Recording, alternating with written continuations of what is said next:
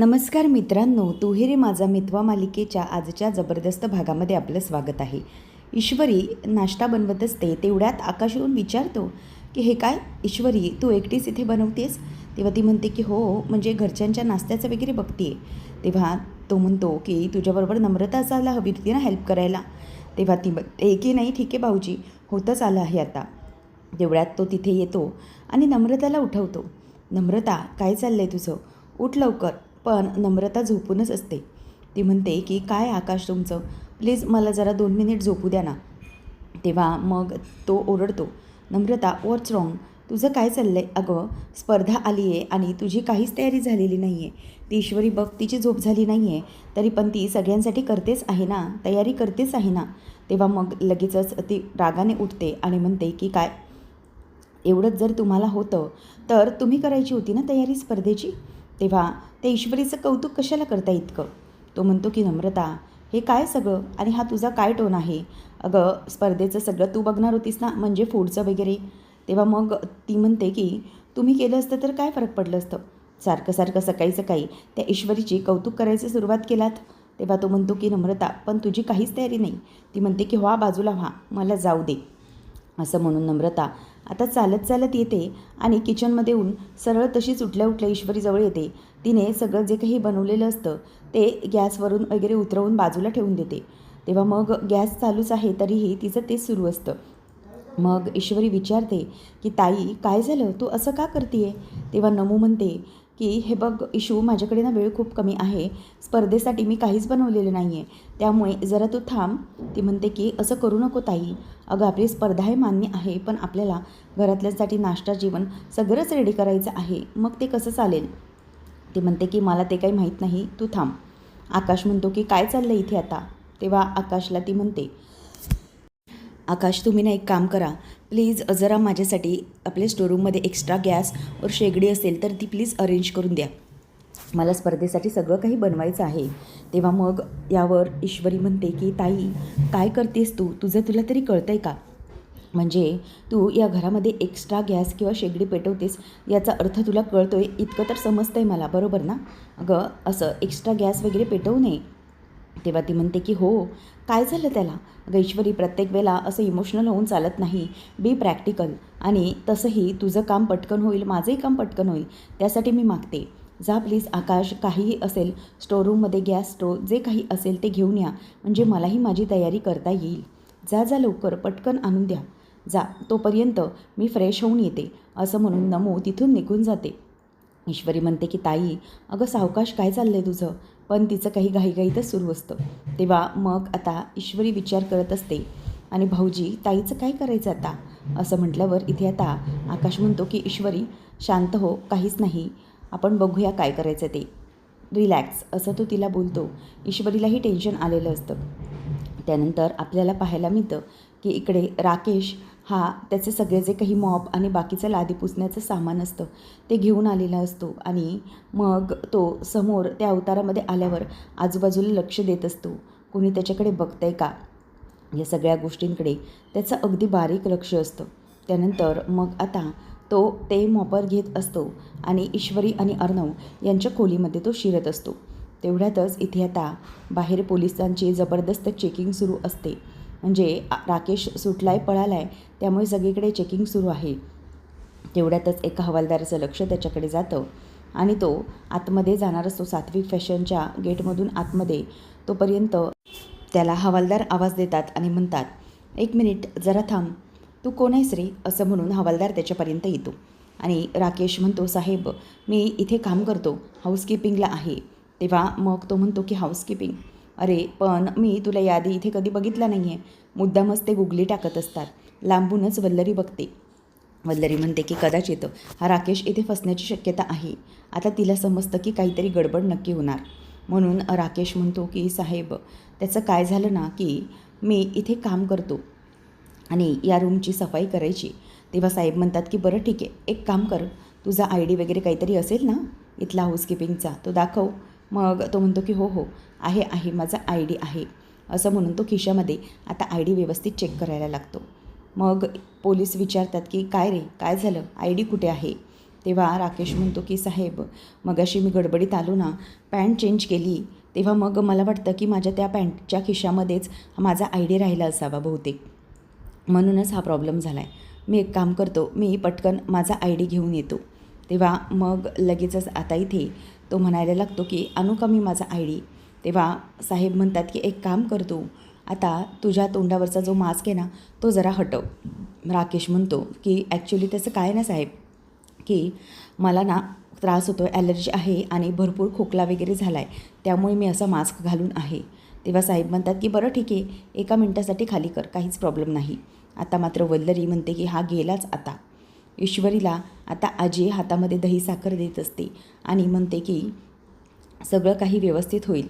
तेव्हा ईश्वरी आजीचे आशीर्वाद घेते, मामाचा पण आशीर्वाद घेते. त्यानंतर मग आता इथे ताई म्हणत असते, म्हणजेच नम्रता म्हणत असते की आजी मी पण नमस्कार करते. नंतर मग आता आजीला ती म्हणायला लागते की हो हो आजी, मी पण व्यवस्थित करते. पण आजी तिला काही जास्त विचारत नसते. ईश्वरीला आजी म्हणते की आतापर्यंत जशी खेळत आली आहेस ना हिमतीने, तसंच इथून आजही खेळायचं आहे तुला. तेव्हा आजी म्हणते की तुझ्या डिशेस झाल्यात ना त्या बनवून काय त्या. तेव्हा ती म्हणते की हो, विदर्भातल्या सगळ्या डिश माझ्या झाल्या आहेत, म्हणजे तो संत्र्याचा हलवा आणि बाकीचं सगळं मी व्यवस्थित असं रेडी केले आणि त्याला साजेसा कॉस्ट्यूम पण माझा रेडी आहे. तेव्हा मग मामा म्हणतात की वा वा, म्हणजे ईश्वरीचा हा जो परफॉर्मन्स असणार आहे तो पण भन्नाटच असणार आहे. तेव्हा अंजली म्हणते की हो, आता आणि निघायला हवं, उशीर करायला नको. चला मामा, जेवणाचं निघालं की तू बोलतच बसशील. तेवढ्यात अंजली विचारते की नम्रता, तू काय करणार आहेस गं. तेव्हा नम्रता म्हणते की हो, म्हणजे मी काय करणार आहे, मोरिंगाची इडली आणि समथिंग साऊथ इंडियन डिशेस मी बनवणार आहे. तेवढ्यात तिला ईश्वरी म्हणते की ताई, तू एक काम कर ना, म्हणजे ना तू हे साऊथ इंडियन डिशेस करणार आहेस ना, तर त्याच्याबरोबर जरा साऊथ इंडियन गजरे वगैरे असं काहीतरी त्यांच्या गोष्टी ठेवशील ना, मग तेवढं त्याचं फील येईल ना. तेव्हा अंजली म्हणते की हो हो, गुड आयडिया. तेव्हा मामी तिथे नसते. आजी म्हणते की खरंच ईश्वरी, तुझं ना करावं तेवढं कौतुक कमी आहे बरं का. अगं तू तिची स्पर्धक आहेस, तरी पण या वेळेतही, स्पर्धेच्या वेळेतही तू दुसऱ्यांचा विचार करतेस. खरंच ईश्वरी, तू खूपच सुंदर मुलगी आहेस गं, असं म्हणून आजी कौतुक करते. पण मात्र नम्रताचा चेहरा पडतो. नम्रता म्हणते की झालं, या ईश्वरीने मुद्दामच कौतुक मिळवून घेण्यासाठी सगळ्यांसमोर मला मुद्दाम बोलून दाखवलं. म्हणजे कसं आहे ना, सगळ्यांचं अटेन्शन मिळवता येईल, बाकी काही नाही. पण हिला सगळ्यांसमोर बोलण्याची काही गरज होती का. तेव्हा मामा म्हणतो की अरे, मुली तर तयार झाल्यात, मुलं कुठे आहेत, चला चला लवकर, पटकन बाहेर पडा, असं म्हणून मामा सगळ्यांना आता आवाज देत असतो. तेव्हा मामा म्हणतो की वा, दोघंजणही अगदी हँडसम दिसत आहेत, दोघंही एखाद्या नवरदेवापेक्षा काही कमी नाहीत बरं का, एक नंबर दिसत आहेत दोघंजणही, असं म्हणून आता त्यांचं कौतुक करत असतात. त्याच वेळेला मग आता मामा म्हणतो की बरं, मग नवरदेवाला जसं घेऊन जातात ना, तसंच आज मीही तुला स्टेजपर्यंत घेऊन जाणार हा, म्हणजे प्रत्येक वेळेला प्रत्येक स्पर्धेत तुम्हाला उशीर झाला आहे ना, मग आज तसं व्हायला नको, म्हणूनच मी तुला घेऊन जाणार आहे प्रत्येक वेळेला. तितक्यातच आता शिर्केंचा फोन येतो. मग अर्णव म्हणतो की ये शिर्के बोला. येस, आमचं सगळं काही रेडी आहे, सो आम्ही लवकरच निघणार आहोत, असं म्हणून आता शिर्के वगैरे निघत असतात. तेवढ्यातच मामा म्हणतो की चला चला, आता उशीर करायला नको, तिकडे अनाऊन्समेंट वगैरे झाली असेल. तर इथे नमूचं लक्ष मात्र असतं ईश्वरीच्या साडीकडे, तिला काहीतरी करायचं असतं. तेव्हा आकाश म्हणतो की चल चल लवकर नम्रता. तेव्हा ती म्हणते की हो हो, तुम्ही पुढे व्हा, मी येते तोपर्यंत, असं म्हणून आता ईश्वरी म्हणते की एकच मिनटं मी येते, माझा एक जणांना डब्बा राहिला तो घेते आणि मग मी येते, असं म्हणून ती आता पुढे येणार असते. तेवढ्यातच तिचं लक्ष ईश्वरीच्या साडीजवळ जातं, पिशवीतच ठेवलेली असते. तेव्हा मग ती साडीच्या खराब करण्यासाठी तिच्या बॅगमधून व्हाईट रंग काढते आणि तो सगळा व्हाईटनर तिच्या साडीवर टाकते, जेणेकरून ईश्वरीच्या साडीचा रंग पूर्णपणे उडून जावा आणि साडी खराब दिसावी याच्यासाठी. नंतर मग आता नम्रता ही आले आले असं म्हणत बाहेर पडते. तेवढ्यातच ईश्वरी येते आणि ईश्वरी म्हणते की ताई चल, झालं का, तुझं सगळं सामान घेतलंस ना तू. तेव्हा नमू म्हणते की हो घेतलं आहे मी सामान, हे बघ, आणि तुझं सगळं सामान घेतलं आहेस ना तू. तेव्हा ईश्वरी म्हणते की हो हो, मी पण माझं सगळं सामान घेतलेलं आहे. तेव्हा मग त्या दोघीजणी निघत असतात. नम्रता मनातच म्हणते की ईश्वरी, आता तुझं काही खरं नाही, म्हणजे तू हे जे सगळं काही करतेस ना, सगळ्या गोष्टी या तुझ्यापासून लांब जाणार आहेत. तुझा घालणारा कॉस्ट्यूम पण मी खराब करून टाकला आहे, असं ती बोलत असते. नंतर इथे आता साहेबांसमोर तो मास्क काढायला जाणार तेवढ्यात वल्लरी येते आणि म्हणते की हे काय आहे इथे? अरे तुला कधीचा आवाज देत आहे मी. आमची रूम किती खराब आहेत बघ, जरा आमची रूम साफ करून घे ना. तेव्हा मग वल्लरीला साहेब विचारतात की मॅडम तुम्ही ओळखता का याला? ती म्हणते की हो, गेले कित्येक दिवस म्हणजे इथे आहोत ना आम्ही, इथेच असतो आम्ही. आणि हो, आकाश टेक्स्टाईलचे आकाश पाटील आणि नम्रता, माझा मुलगा आहे आकाश, आमची आहे कंपनी. जा लवकर जा, आमची रूम जरा क्लीन करून घे, खूपच घाण झालेली आहे. तेव्हा मग आता तो तिथून जात असतो. मग हवालदार त्याला म्हणतो की बरं पुढच्या वेळेला लक्षात ठेवा, ID कार्ड कॅरी करत जावा. तेव्हा मग वल्लरी म्हणते की बरं जा जा, माझी खोली साफ कर जा. तेव्हा मग वल्लरी मुद्दाम विचारते की काय हो साहेब, म्हणजे इतकी चौकशी का सुरू आहे कसून सगळीकडे? म्हणजे मी बघते आज पोलीस पण आहेत. तेव्हा तो म्हणतो की हो, त्याचं काय झालं आहे ना की जेलमधून एक जो गुन्हेगार आहे ना तो फरार झालेला आहे, पळून निघाला आहे. त्याच्यासाठी आमची इतकी सगळी चेकिंग सुरू आहे, तुम्ही पण सावध राहा, असं बोलल्यावर वल्लरी गालात हसते. त्यानंतर आता प्रत्येकजण स्पर्धेसाठी आलेले असतात. मग ज्याचं त्याचं जे सामान असतं ते सगळे बघत असतात. नम्रताला आकाश म्हणतो की सगळे तर व्यवस्थित आणलंयस ना तू? ती म्हणते की हो आकाश, त्यामध्ये माझे जे सामान आहे ना ते मी आणलं आहे सगळं. तेव्हा मग अर्णव ईश्वरीला म्हणत असतो की आपल्या यात सगळं आहे ना सामान? तेव्हा ती हो असं म्हणते.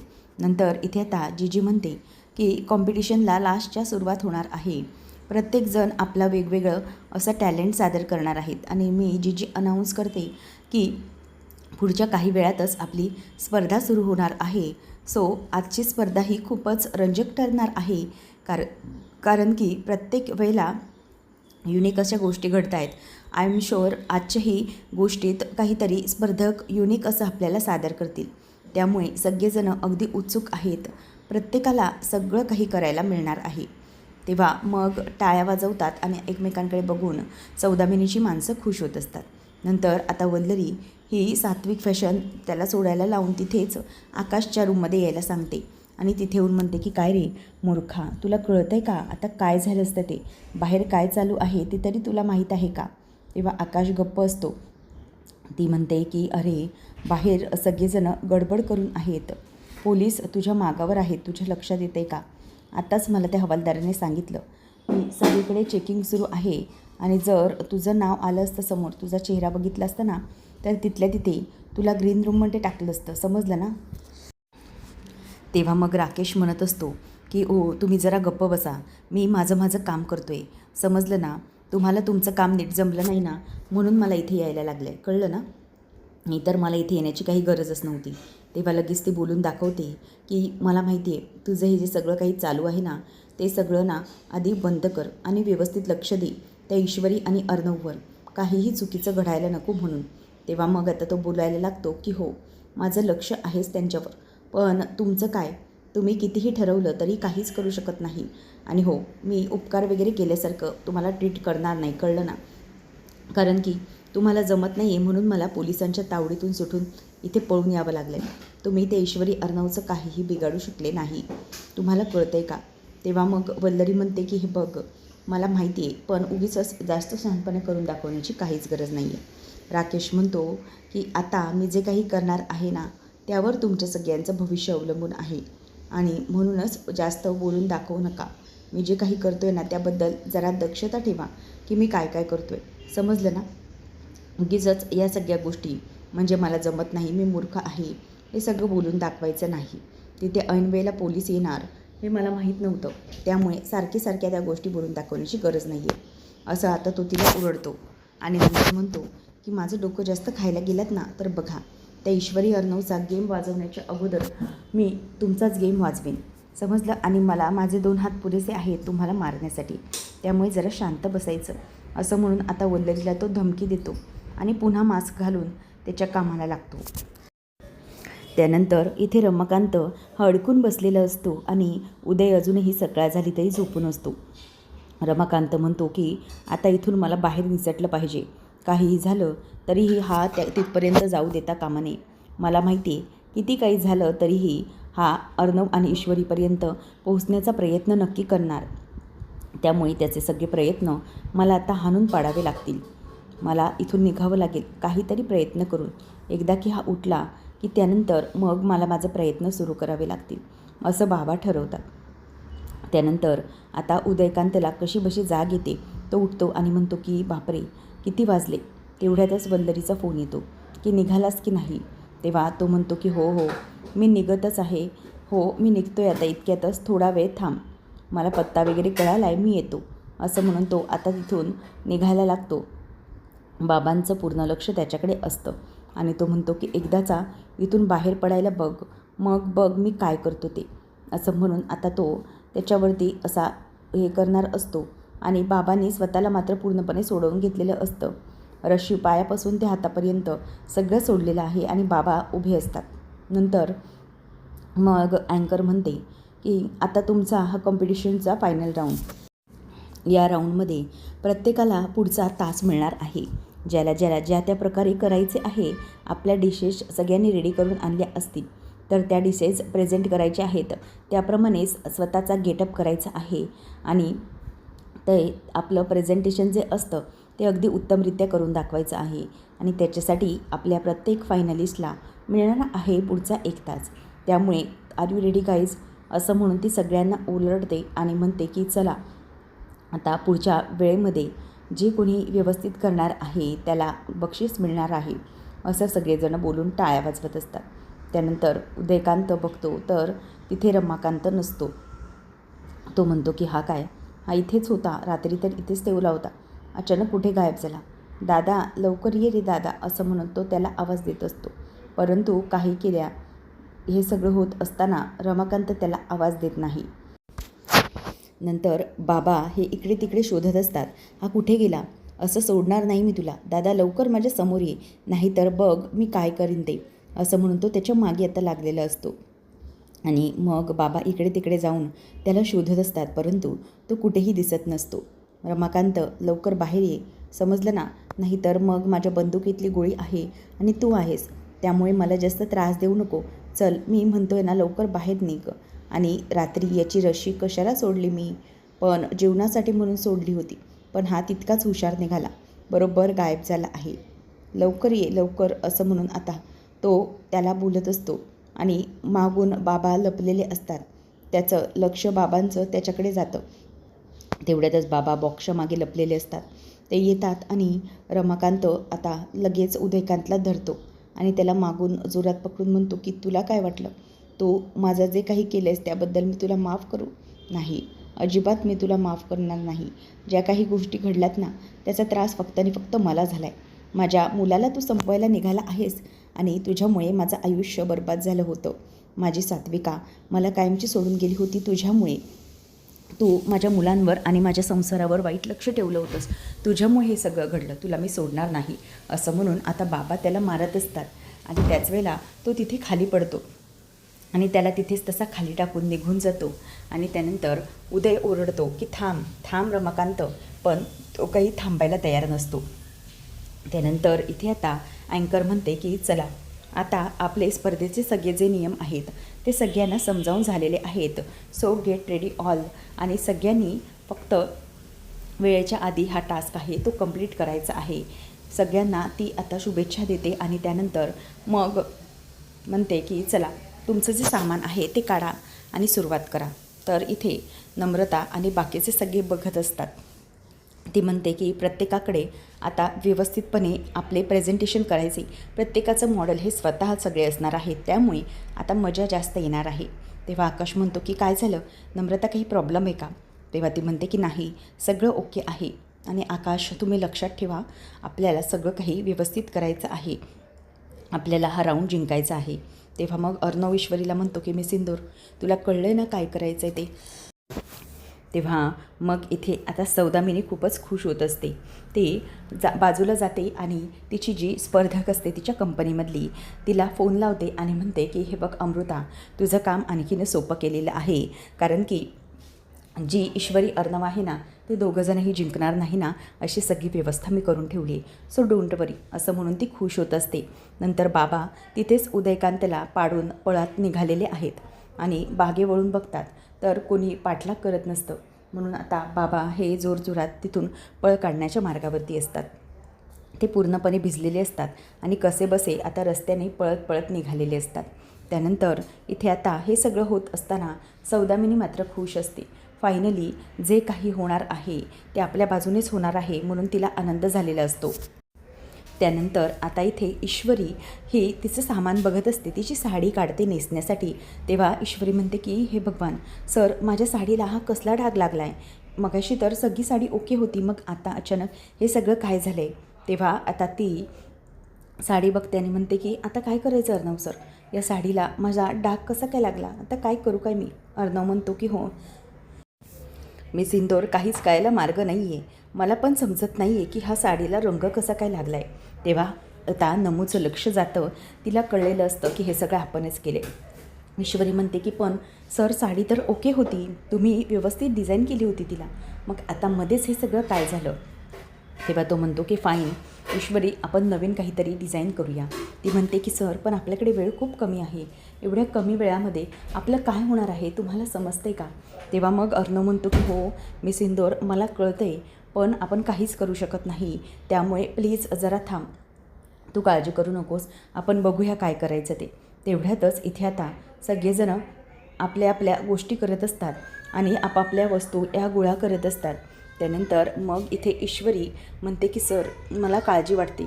आता दोघंजणंही तिथून ती त्याचे बॅग वगैरे घेऊन निघालेले असतात आणि बॅग घेऊन निघाल्यानंतर आकाश म्हणतो की काय झालं मध्येच, अर्णव आणि ईश्वरी असे कशाला गेले. सगळेजणं त्यांच्याकडे बघतच राहतात. त्यानंतर मग आकाश म्हणतो की मी बघून आलो त्यांचं काय झालं. तेव्हा मग लगेचच ती म्हणायला लागते की नको, काहीच नको, माहिती आहे ना तुम्हाला, त्या दिवशी पण आपण जिंकणार होतो, पण तुम्ही बरोबर त्याच वेळेला त्यांची मदत करायला गेले आणि आपण तिसरे आलो होतो, म्हणून आता पण तुम्ही प्लीज थांबा, मदत वगैरे काही करायला जाऊ नका.